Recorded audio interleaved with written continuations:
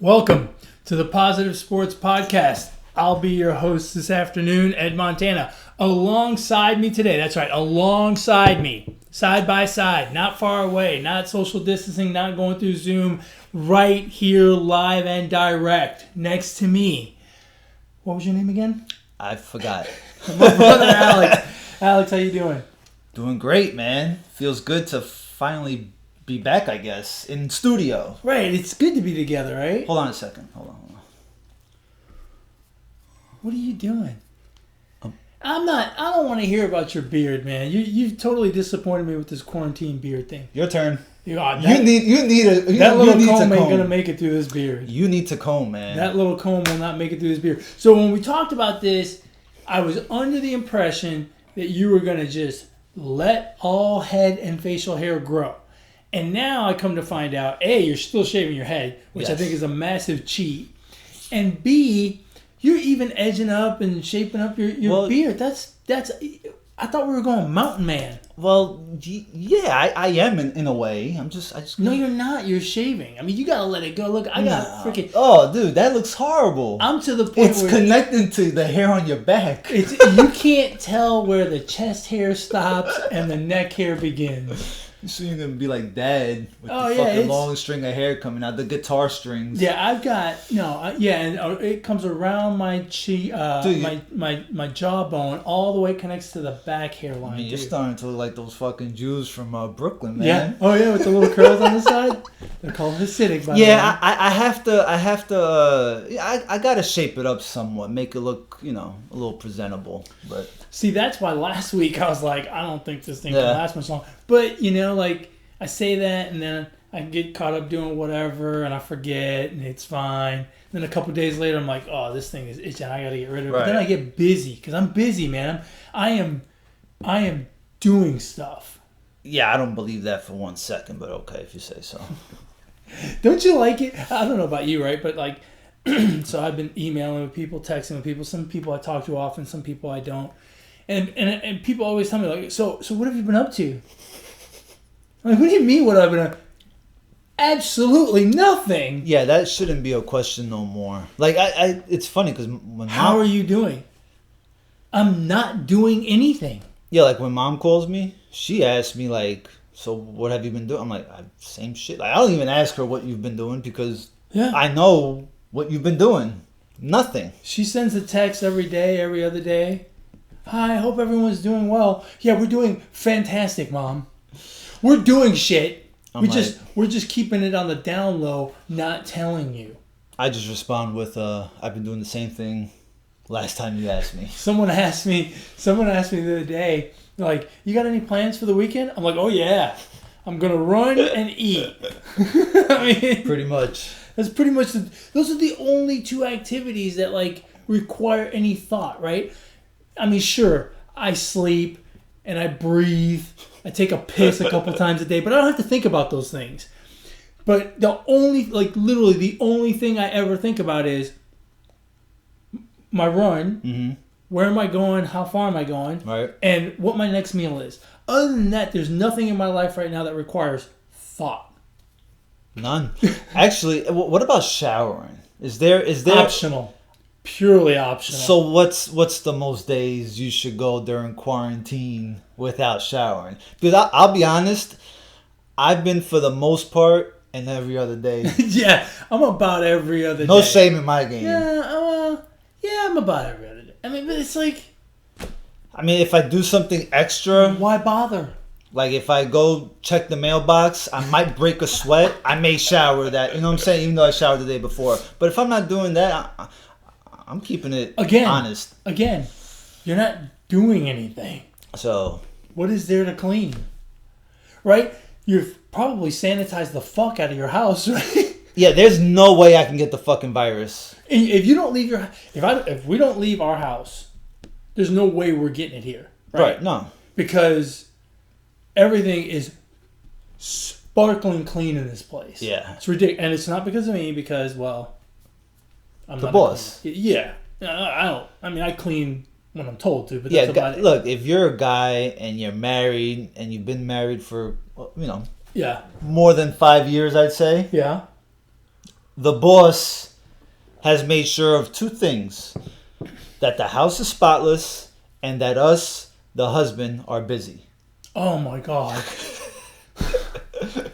I know you want me to bring up, traumatic stuff like that, but, Dude, right, so my wife's white.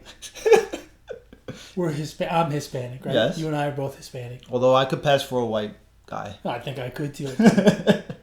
I swear she must think all Hispanics do landscaping. She's got me out in that fucking yard like I don't want to say it because it's kind of rude, but like an immigrant from south of the border. Do the mulch, mow the yard, move the stones. Well, you don't expect her to do it. Well, no, but plus the other good thing is you got a son, bro. So you put his ass to work. Oh hell yeah! I always tell him, son, I know it sucks, but it's like a workout. It's good for you. That's it. This will make you stronger when you play baseball. Plus this is my go-to when I need the kids to do something, whatever. It's like, you're not doing anything else, right? Because I mean, let's be honest. Again, what are you up to? Exactly. Because I don't want to hear, and I think I've been pretty lenient, firm but lenient with the whole online schooling thing. They're not fucking doing work from 8 to 4. You know what I'm saying? Right. Like I'm letting them work from like 8 to like 2. I'm not gonna be that guy, right? So I know. Here's my question. So you think you've been lenient? Yeah, I think I have for the most part. See, I've been the opposite. Now we both only have one that's really young enough that needs to be followed up with, right? Right. I've got an 8th grader. You've got what was she, 5th? 5th. 5th grader, right? I've been harder on my son during this online learning thing. Here's why. He does all of his work upstairs. I'm not going upstairs unless there's a fire in the house. Right? So I'm like, I don't know what you're doing. Right. You're probably not doing anything. Yeah. Well, and so I always tell him, and this is the way runners are, right? I'm like, look, you can do your homework or not do your homework. You can study for your test or not study for your test. You can lie to me all you want, and I'll never know. Right. But you know what I will know? When that piece of paper comes home, right. and those 6 numbers aren't what they should be, I'm going to know. Right. And don't tell me you were sick, you missed an assignment, your dog ate it, you don't have a dog. All that, don't tell me all that shit. I go, the numbers don't lie. Right? And that's, as a runner, right, I train for a marathon, I get a time, it doesn't lie. Right, exactly. Right? I may have an excuse as to why I didn't go maybe a little faster, but at the end of the day, the number doesn't lie. Yeah. So I've actually been harder on him because I feel like this is going to become the new norm. Mm-hmm. And, you know how it is. Over the course of our careers, we've had to adjust to be more electronically responsive, right? It's not just about showing up, right? And even both of us working from home, we're probably sending the extra email or whatever so that our boss realizes that we're working or whatever, and they're gonna have to do the same thing. See, so my daughter, she'll sit in the kitchen with me, right, and do her work. So she's not going upstairs or in the room or whatever. Unless she has a Zoom meeting, she'll go into the room and whatever with the teacher. But other than that, I'm not gonna be, that person that is gonna be. Your school schedule normally is 8 to 4. You're going to be here at the house 8 to 4. Nah, like I let her take like a 2-hour break from like 11:30 to 1:30 because I take, lunches of 2-3 hours at work. So I'm like, whatever, be like that. And so, no, but seriously, and then I'll just let her work until like 2 or 3, depending on what her workflow is, The thing that I notice, right, is we're like, as an adult, as I've gone on in my career, I've noticed that my job is almost 24/7, right? Like once you got access to your email on your phone, your job kind of became 24/7. And my son's getting the same way because some teachers are starting to send emails Sunday afternoon, and my son's looking at it, and he's planning his day for the next day. He ain't doing homework on Sunday because he ain't that he ain't that kind of crazy.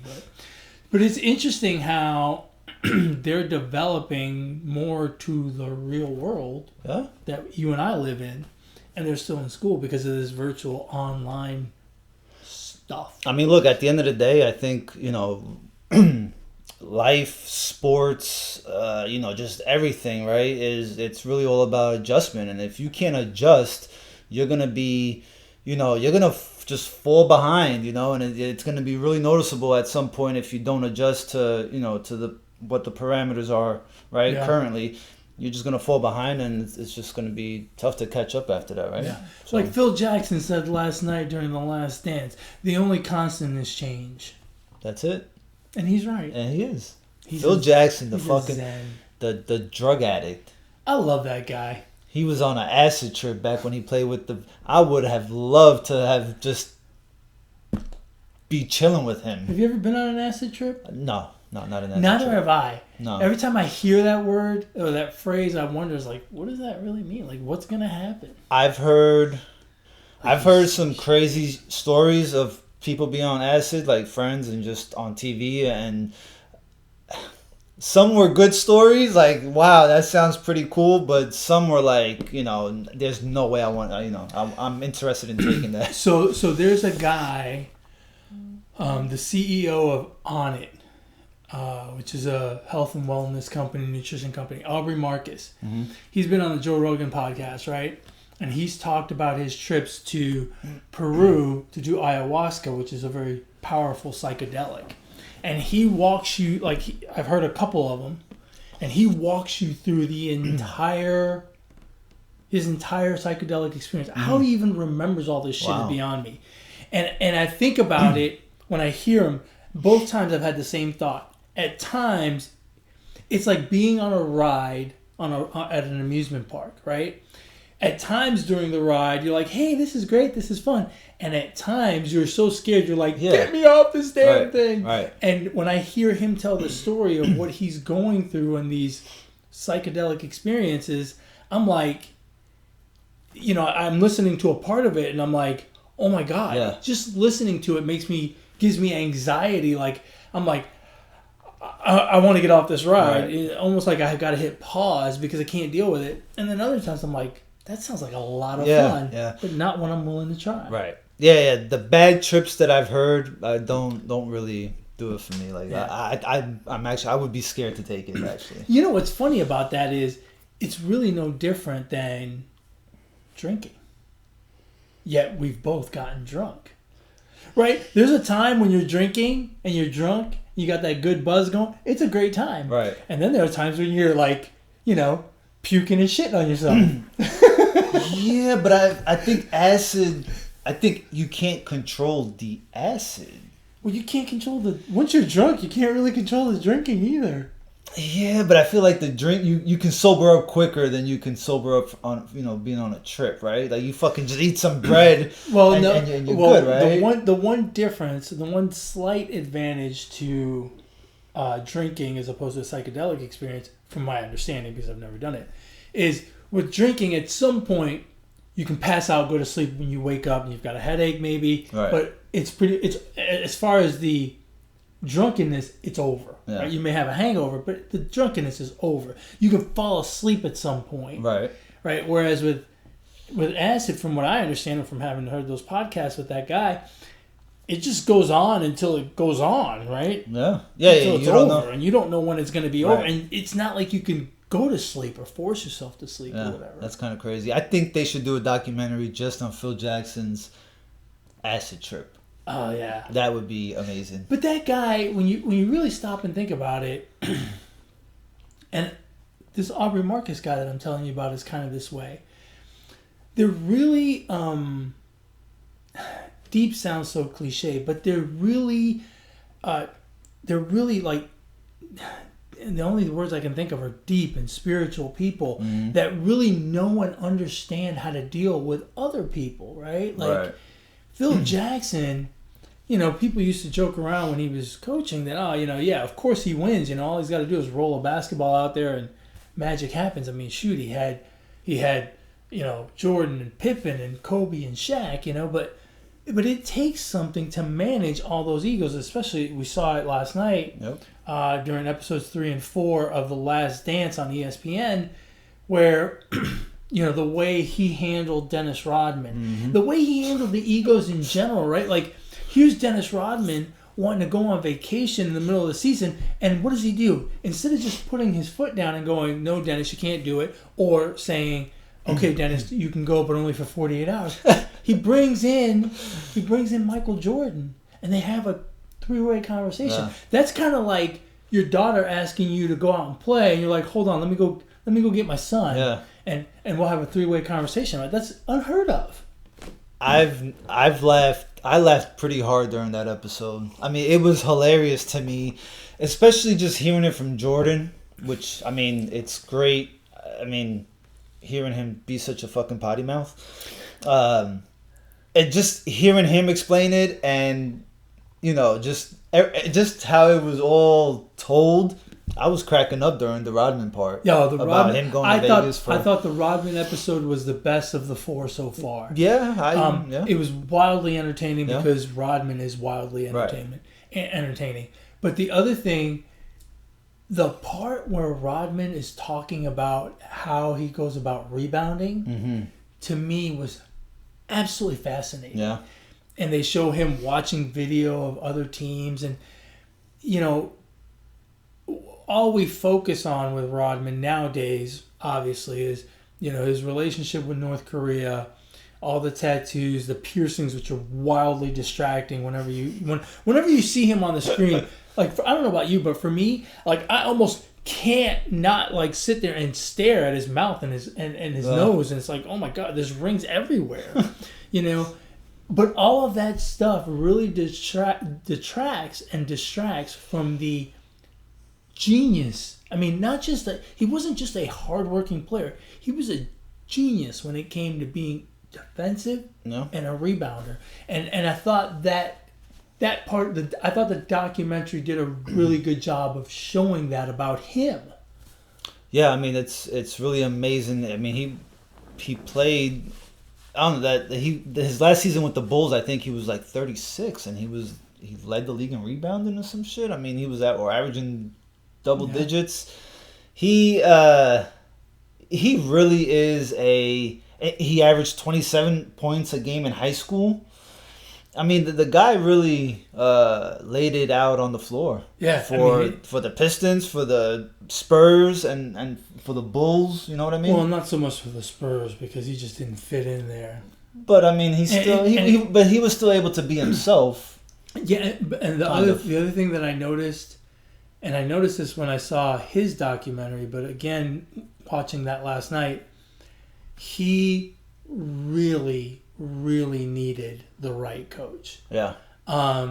Because Chuck Daly had a very special relationship with him, and Chuck Daly was also back in his day, from having watched the Bad Boys documentary, he had an incredible relationship with his players, kind of like Phil Jackson does, and obviously Rodman thrived under both of them. And then with Hill in San Antonio, he didn't thrive. Right. And not saying that Hill was a bad coach, but Hill just wasn't the right coach for him. I think that's what mattered. Was he ever coached by Pop? Nope. I wonder how that would have been, right? You would think Pop is very similar to... I think it would have worked. Yeah. Because, if you ever hear people talk about Popovich in general, like his former players, I mean, those guys they'll run into a burning building. Oh, yeah. Man. It's just, and it's the same thing with Phil Jackson. The one thing that stands out to me now is the similarities of Phil Jackson and Steve Kerr. I feel like Steve Kerr people can talk about how great the Warriors team is, which I think it is, but he has to manage different egos. He's got to manage Curry and Thompson, right, to get all their points. He's got to manage Draymond Green, who is not exactly Rodman, but they're similar. He's your defensive guy, and he's a little bit out there. And then you got to manage all the role guys to fit in, So now I really see where And Kerr went on record saying he smokes weed, right? So he's another druggie. No, but yeah. but now you kind of get to see how Steve Kerr became. Yeah. Right. Well, it's funny. Like when you look at those guys, there's a lot of. I think Jordan and Phil Jackson have a lot of similarities. Mm-hmm. If you listen to John Paxson talk during that documentary, he sounds very similar to Phil Jackson. Kerr, you've already mentioned, as well as Phil Jackson. And Rodman had a Purdue, and Rodman had a very symbiotic relationship with Phil Jackson. So Phil Jackson had a really deep connection with all those guys that you don't normally see between players and coaches. Do you?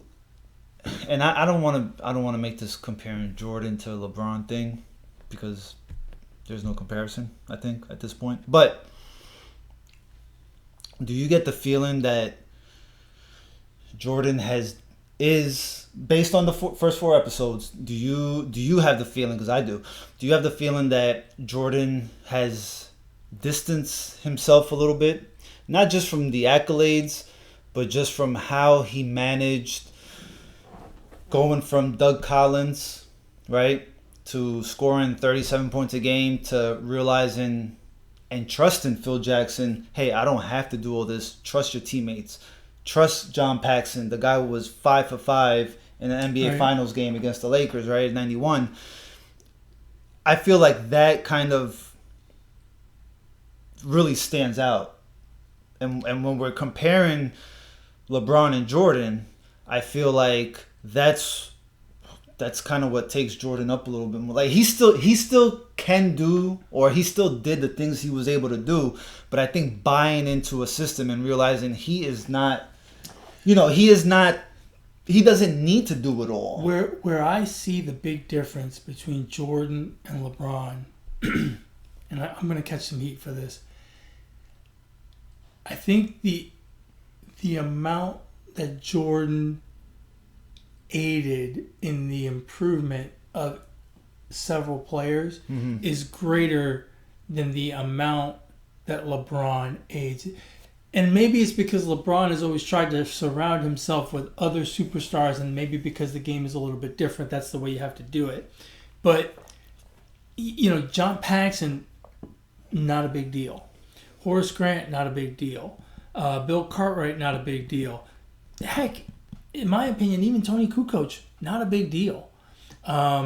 Steve Kerr, so many guys that kind of not a big deal.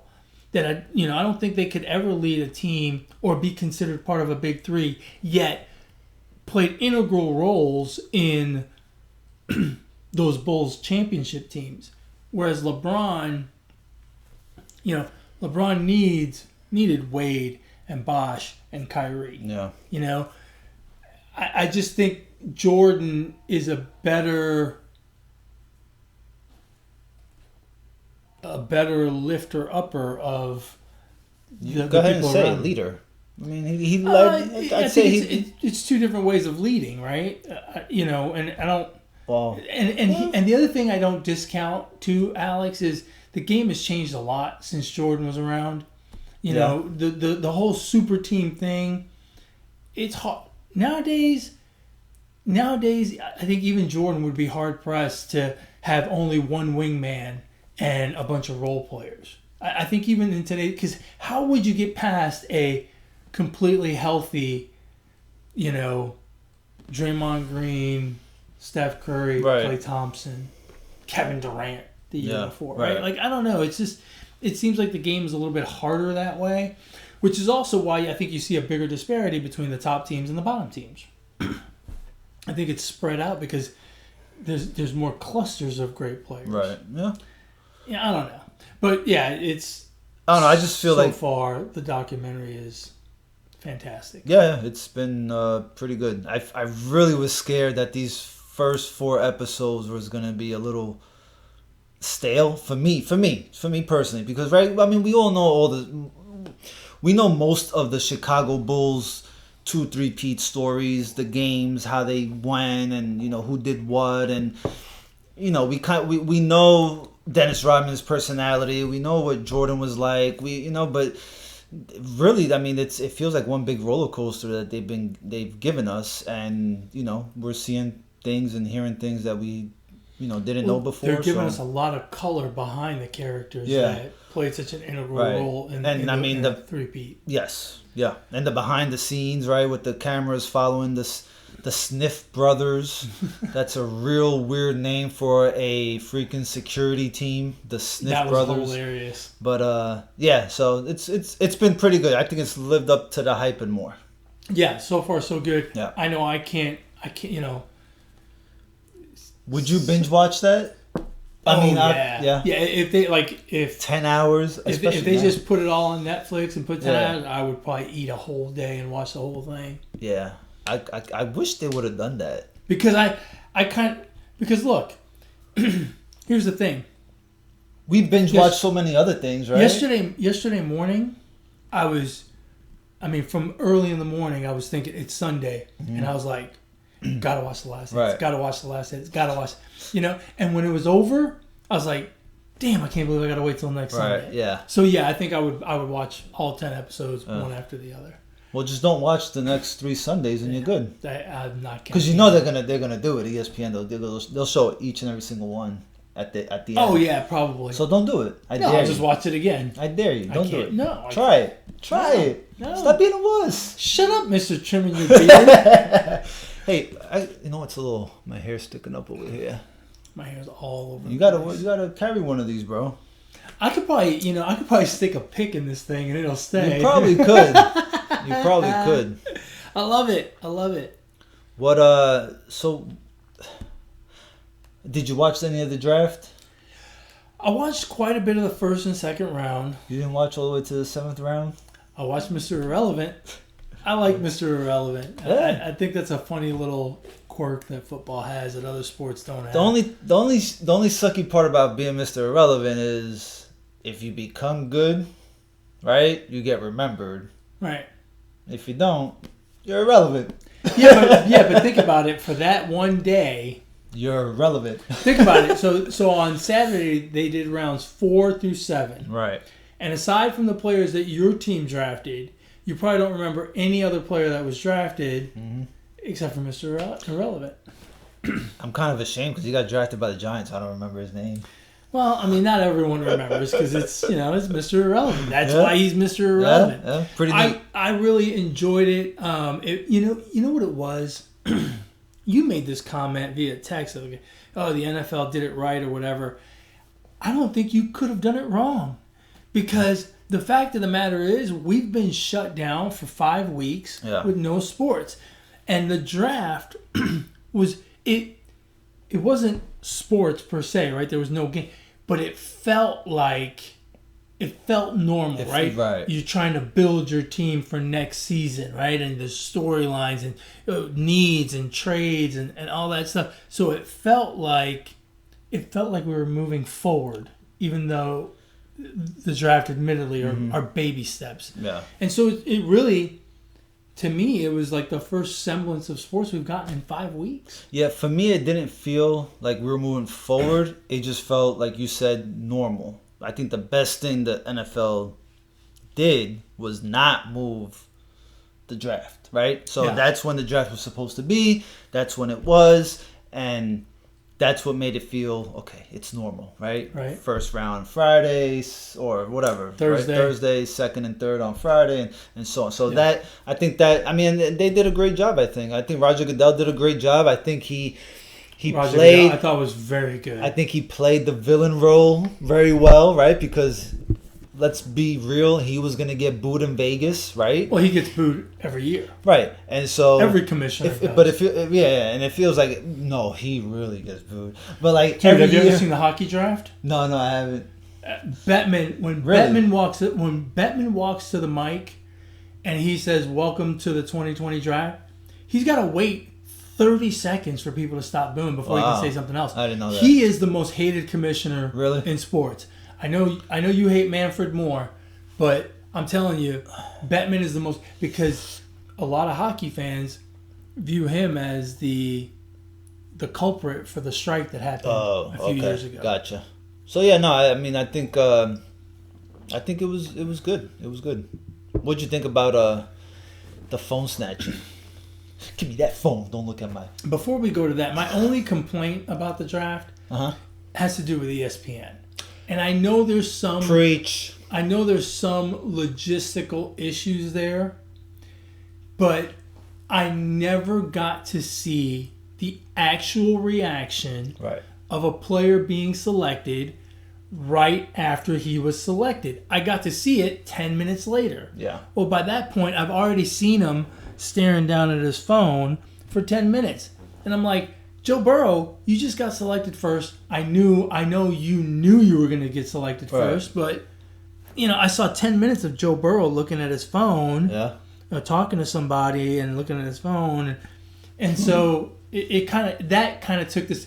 Look, I already didn't get the hugs and handshakes and high fives and fist bumps and all that other stuff between Goddell and the draft pick. Right. I at least wanted to see him, have some kind of emotion, hug his mom, whatever it is, right? Yeah. And and I thought ESPN did a poor job with that. I don't know if that was a logistic issue or if ESPN just dropped the ball on it, but I'd like to see that corrected before the next draft, assuming we're doing a virtual thing again. Yeah, hopefully it was just logistic thing like you say, but yeah, I didn't like that. And then knowing the pick, I mean, they panned over to the guy, and you already knew he was gonna be the pick. Yeah, I didn't like that. Like, how much of a delay could there have possibly been? I don't know. Right, and in that case, especially with Joe Burrow, like don't you just have a constant feed going on that camera that's in his living room because he's the first pick? So I guess those are NFL cameras, right? I don't know if they were NFL or ESPN cameras. Huh. But I mean, how much of a delay could there be? 3, 5, 10 seconds? It felt like 30 seconds. Oh, no, it was way more than that. Like, I mean, sometimes they would go to commercial and we still haven't seen the reaction. Yeah. So it's like sometimes, I'm not exaggerating when I say sometimes I think it was 10 minutes, which is crazy. Yeah. Other than that, it was... I would have loved to have seen the cameras on Tua when he got picked because there was some question as to who was going to get picked first, him or Herbert. Right. And, so I would have loved to have seen a split screen of their reaction when Goodell, announced them. I'll tell you what, man. This I don't study. I'm not a draft mocker, You're not Alex Kuiper? No, far from Alex Kuiper. Although I'll tell you what, people, people brag about Kuiper all they want.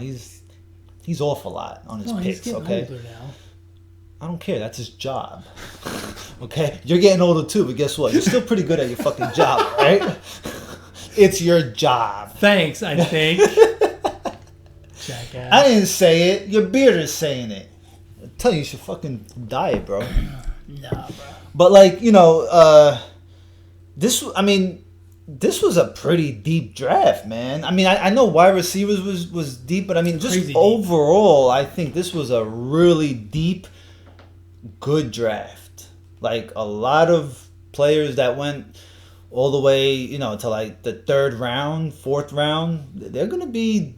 There's a lot of good guys in a couple of years, they're going to be starters, I think. Yeah.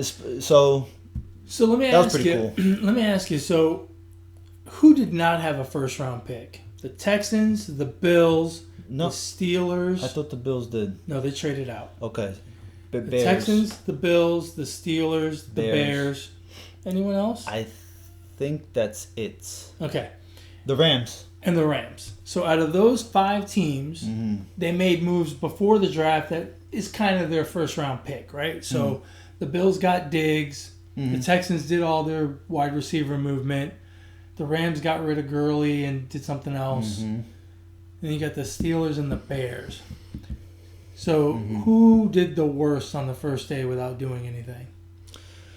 Well, the Bears got their quarterback, I guess, right? Nick Foles during free agency. Oh, yeah, okay. Okay, so I guess they didn't do the Steelers. Yeah, I would think it's the Texans. Steelers. Okay, yeah, there's no question then. It's definitely the Texans, bro. I mean, okay. And then they go right before the draft and give Tunzel all that money guaranteed on top of that. That is insane. $50 million guaranteed. Listen, if Deshaun Watson is not out of there next season, I will be beyond surprised. Here's my question. If they gave Tunsil $50 million guaranteed, mm-hmm. and DeAndre Hopkins was sent packing because he asked for too much money. Yeah. How much money was he asking for? Because look, if he was asking for the same thing Tunsil was asking, that's not too much money. If he was asking for $75 million, that's not too much money. Yeah. So he had to be asking for $100 million. I mean, the highest paid wide receiver is what, around $18 million a year, I think. Julio Jones, I think it's somewhere around there. So he had to be asking for 90. He had to be asking for a 6-year deal guaranteed. Because I'm telling you, even at 5 years, 75, that's 15. Mm-hmm. At 5 years, 90, that's too much. Okay, so maybe he's asking for a 5-year deal. But 4 years, $72 million, I'd have done it. For DeAndre Hopkins, I'd have done it. If you were willing to do it for Tunsil. Right. Yeah, no, I agree. I think my belief is that move is to maybe try to satisfy Deshaun Watson. Like, hey, we're giving you protection here. We took away your prime weapon. Yeah. But we're giving you protection. We're protecting you. I mean, I don't know what direction the Texans are going, but I don't believe it's in the right direction. Well, my problem is offensively, I don't know what they're doing. I mean, the whole wide receiver thing before the draft seemed completely misguided to me. And then the Tunsil thing seems misguided. It seems like too much money for that guy. And, I don't know. I think Bill O'Brien is not going to be here for long. No, I don't think he will. And then the return you got for D-Hop, really, you're not setting... You didn't try to trade up. There was no rumors of the Texans trying to trade up into the first round. So. Well, when you look at what they got for Hopkins, and you look at what the Bills got for Diggs, holy shit! Yeah. Or what the Bills had to give up for Diggs, you're like, what the hell? I mean, think about it, right? If you would have gotten a first, you could have had a replacement to D-Hop. That, or you could have had Simmons in the first round, right? Which would have been the nice Cardinals, as well. The Cardinals took Simmons, right? Yeah. And then the Texans also got to think about, what are you going to do with J.J. Watt? I mean, I understand he's the face of the franchise. We don't know how healthy he can be going forward. He's only going to get older. It's a lot of money on the books. But to be fair, on the defensive line, they are set up pretty good. Yeah, I understand, but. Yeah, I don't know. At some point, they're going to have to make a hard decision with him unless they ride it out because he's the face of the franchise, which, you and I have talked about this before. This is exactly why the Patriots are successful over a long period of time. They do not make emotional decisions, and they don't make decisions based on what you've done in the past, only what you can do going forward, which is why they let Tom Brady walk. Seriously, that dog showed no emotion during picking these draft players. Nope. A dog was fucking picking. Did you see that? Yeah. You didn't see that? Yeah, I saw that. But it was I enjoyed the draft. It was pretty good. Yeah, no, it was good stuff. Good stuff. What else is going on in the world of sports? There are no sports. Wait, what else? What else have sports teams been up to lately? It's kind of like talking to mom. The same shit. They're opening up some basketball facilities. Yeah, but it still doesn't seem like that's a precursor to... I don't think we're really any closer to figuring out when the season's going to resume. There's a lot of states, I think, going back to some Rona talk, there's a lot of states that I think will be making decisions come May 1st, which is on Friday, or the following Monday, May 4th, as to how much they're going to open up. So I think we'll get a better idea of what the availability of states is around that time frame, which will then give us an idea of maybe sports will be able to give us a better timeline of when they're going to come back. Right. Because look, I hate to say this, it kills me really. I don't think we're going to see sports in New York in 2020. I can't imagine we're going to see sports in Louisiana in 2020. So I think the only way for basketball, for example, to come back is to have a few select locations, right? 4 locations or whatever. Baseball, same thing. Baseball was talking having teams based in Arizona, teams based in Florida. And Texas now. And Texas, right? So I think the more likely scenario for any sport, basketball, hockey, which have to conclude their seasons, baseball, which has not yet started their season, is 2, 3, 4, 5 locations that they house all the teams in and they play all their games there. Because I don't think it's feasible to go back. I don't think it's feasible to go back to New York in 2020. Yeah. I can't imagine. And every single sport has 2 New York teams. So that's not going to work. So I think that's the only way. And so I think most sports organizations are waiting to hear what states do here in the coming week as far as opening up, and then maybe making a plan from there. Yeah. I don't know. I think I just think everybody should hold their horses, but unfortunately, and I say unfortunately because I don't agree with them coming back so soon. I think we're going to get sports in some kind of form or fashion maybe in June, middle of June is I'm guessing, just because. Well, it's going to take some time to logistically get it back to, it's going to take some time to make the planning. Just to do the planning is going to take some time. I just wonder how many, the players, right? The big name players, if they're all going to be on board. I wonder if they're going to do a documentary on this one day. Oh, I'm sure. We'll see plenty of documentaries about this one day. Because, I don't know. I want to see the big names play, So, I wonder too, without fans, I watched WrestleMania without fans, and that was tough to watch. It was not good. And I wonder, right? Are they gonna do, if they come back with a playoff format for basketball, right? Whatever the playoff format is gonna be. That's gonna be, how's that gonna feel? I mean, it's here's I don't know. Here's the thing that I think is gonna be kind of interesting. So you mentioned WrestleMania. WrestleMania with no fans, I thought was terrible, because you could hear the grunts from the actors from the wrestlers as they were doing it, and it's not real, so it's kind of like, right? Yeah, right. I think basketball with no fans, especially if they put mics around the court, is going to be fantastic. It's going to be a bleep show at times, but we're going to get to hear all the trash talk, and I think fans will eat that up. I wonder if that's something that the NBA wants to put out there, though. Yeah, that's the other thing, right? They may not want to. If they put it out there, I think fans will love it. Except for all the bleeps, I think they're going to love it. Right. Here's the other thing. I don't know. You probably have not. If you've ever been to a hockey practice where they scrimmage, it is fascinating to hear the guys communicate. Because it's not just verbal, right? There's a lot of stick clatter and stuff like that, and to hear all that stuff and to hear the crunching of the hits, I think the NHL will benefit from it. Right. Baseball with no fans is gonna suck because it's already a quiet. Hey, look, ain't nobody. It's not like Little League where the shortstop going, "Hey, batter, swing," But that's about the only way it's gonna be enjoyable is if those guys start chatterboxing. That's tough. Otherwise, it's going to be tough. Yeah. So I think every sport is going to be interesting in how we react to it with no fans. Yeah. Just one man's opinion. Yeah. Well, we'll wait and see. Hopefully, I don't know, isn't the UFC coming back like May 9th next week? I can't wait. I am. First of all, it's a stat card. Second of all, I miss me some fights. Right.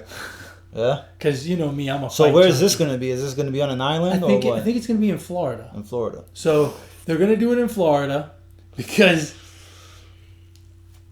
Florida, right? Okay, is that not pretty fucking dumb? Why? To do it in Florida? But Florida's the only one that's going to let them do it. Right, but being the head honcho of a association like the UFC, do you think that, is that a smart idea to do it in Florida just because, Well, where else are you going to do it? you don't fucking do it. Plain and simple. Why are you going to do it in Florida? Because you got a $750 million nut. I mean, how much did you buy the fucking UFC for? You made a ton of money. Well, that's the problem, right? So the UFC is fascinating. In this. I hope... You probably don't know all of this. Because I probably don't. But you know what? I hate to say this, but I'm gonna fucking say it just because I'm uncensored. I hope somebody gets sick. Oh, that's terrible. I don't care if it's the fucking camera guy or a fighter terrible. Or whoever, because you're going to hell. That's fine. I was probably going before anyway. I already had my ticket. Probably true. I hope somebody fucking gets sick because, bro, why? You could have done it anywhere else. I guarantee you he could have done it anywhere else. No, you couldn't. No, you couldn't. Come on, man. Look, remember a couple of weeks ago they were talking about doing the card? Just don't do it. Hold on a second. It got leaked out that they were going to do it on at an Indian casino in California.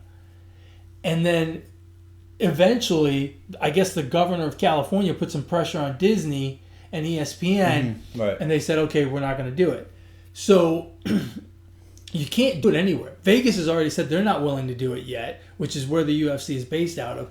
I think Florida is just about the only place that's willing to do it. And look... Yeah, because they were like the first state willing to open up. Yeah, well, yeah. Right? Florida's doing it. Florida's doing it for the same reason for the same reason the UFC wants to do it. Right. Economics, right? Right. It's always economics. Right. And look, I think it's good that they're trying to find a way. I don't know if it's the right answer or not. I disagreed with doing it a couple of weeks ago. I don't know all the precautions they're taking for the May 9th card just yet. But as we get closer, we'll know more, and I may be in favor of doing it. But here's the thing. The UFC has a contract with ESPN. Their contract requires them to put on X number of shows. I believe it's 42. Mm-hmm. They've put on 8. They have 34 to go, and we've got not 34 weekends left, which means they're already going to have to do shows in the middle of the week. Mm-hmm. And that's assuming they do every single weekend. That's tough to do.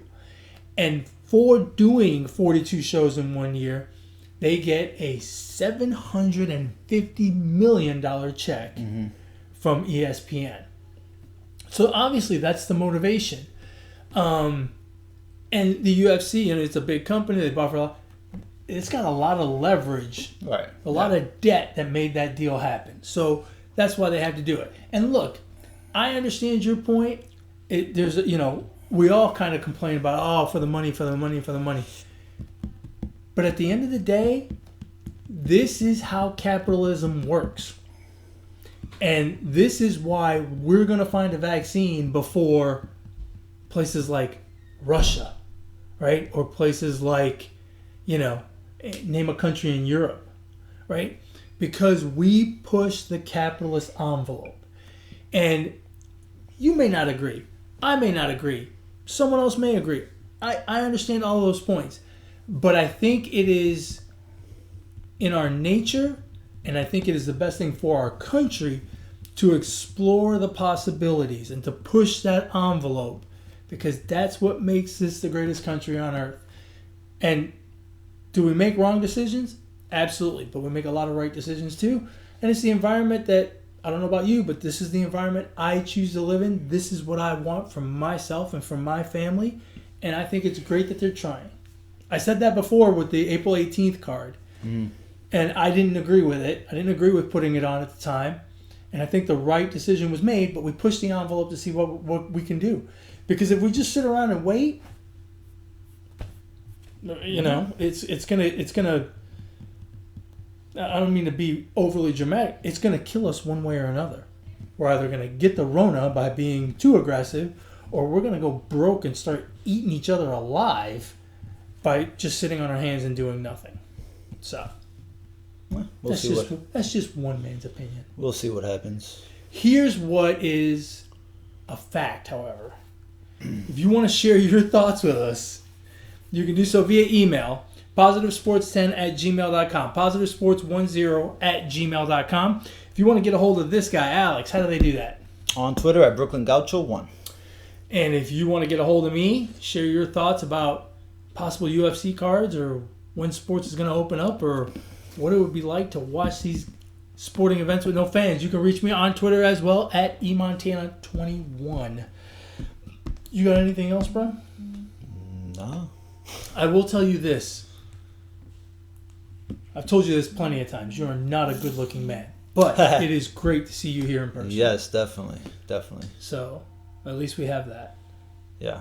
Hopefully, yeah. Should we have worn masks for this? No. That would have been...